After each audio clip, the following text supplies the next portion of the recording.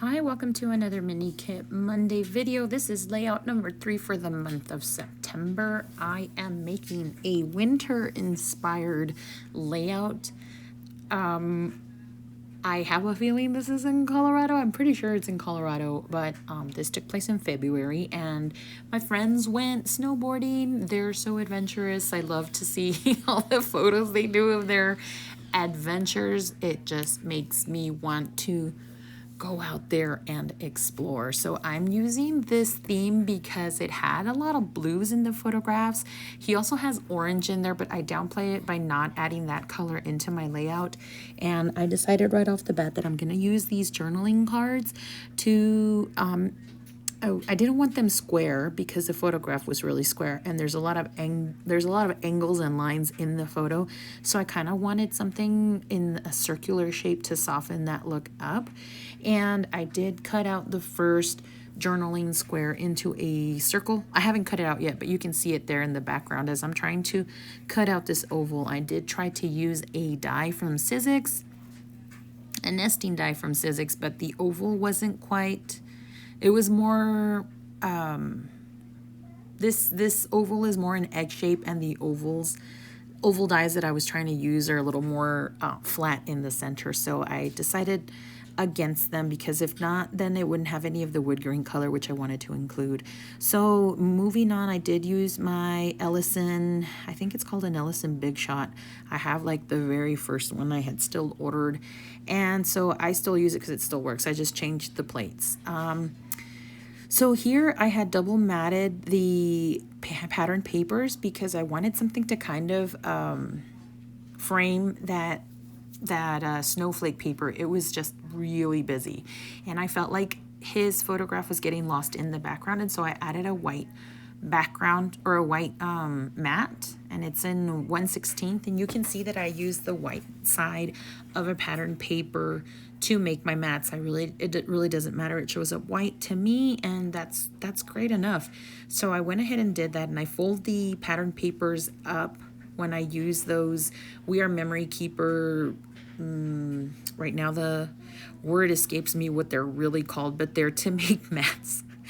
As you can see, my bows are old. They had detached from the backs of the foams to give them dimension, so I just added them back with some art glitter glue or glitter dries clear. I can't remember what it's called either. Right now I'm trying to get homework done and also this video and all the exact words are just not coming to my mind, so please forgive me for that. But I did want to bring this video to you guys. I also felt like the photograph was getting lost in the background of blue, and so I felt like it needed some contrast, kind of something to sit on top of so that it wouldn't get lost. And I felt like this was a really fun, like it evoked feelings of warmth. And even though you can see in the picture it's a cold day, I'm sure it was pretty warm inside his jacket, and them having fun and having recreational activity. That I wanted to evoke those feelings of when you're having fun, you feel warm, or you have these warm, fuzzy feelings when you're having a good time. And so that's what the plaid reminded me of. I added the house too because I'm sure they go and have some hot cocoa or something to that effect and warm up once they're done with their outdoor activity. So that's what I thought of when I added that chipboard house.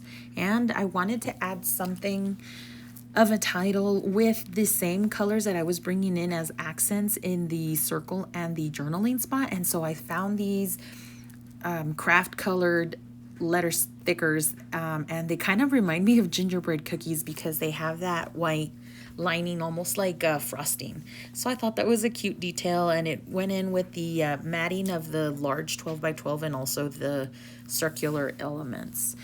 I did add the wintertime over it to complete the title to say Wintertime Adventure, and I left the oval blank in case they would like to write in something from their journey, from their travels out there in Colorado while they were snowboarding. And I decided to bring the snowflakes from the background to the foreground of the layout by adding these chipboard pieces of snowflakes.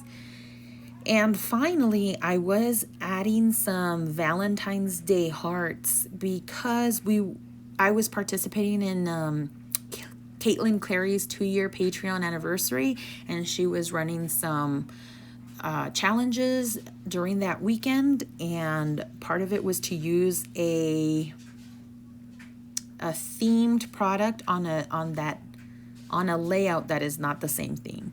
So that's what I ended up using. I kind of did a little bit of a cheat, but it ended up being within the parameters of the rules, and I was able to finish that challenge. There was 10 challenges in all, and unfortunately I didn't even have a chance to go back and finish the rest of the 5 that I needed. Here I move that heart down a little bit because it creates kind of like a very wide triangle, but it also helps the eye kind of find that third one. And so I have them in all of the 3 clusters, and that was pretty much the end to my layout. I added the date as well underneath the house, and I hope that my friends really like the way that this layout turned out.